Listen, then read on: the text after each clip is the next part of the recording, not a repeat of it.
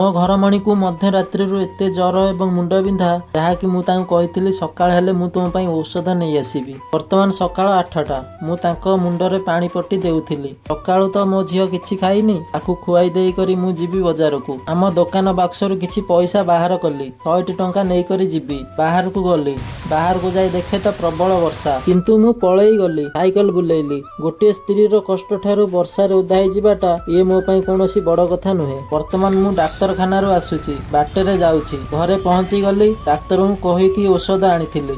भाई भौणी माने तो खाली मेडिसिन तो देई हबनी किछि तो गोटे जळखिया तो दबा पड़िबो तो सेति पे मु एबे जिबी गोटे जळखिया कोन करतेबी। जळखिया तो करिया पई समय लागि थांता तेणु करी मु छतुआ नै आसीथिली। खाली छतुआ तो जर पाटरे भल लागिबनी सेथिरे 2टी बिस्कुट चीनी लूण एवं करिथिबा गरम पानी रे गोळेई देइथिली।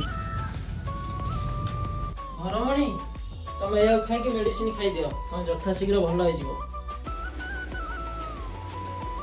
आमे आशा करू कि आपन को हमर वीडियो भल लागिवो। जदियो भल लागिवो आमु गोटे लाइक करिवो।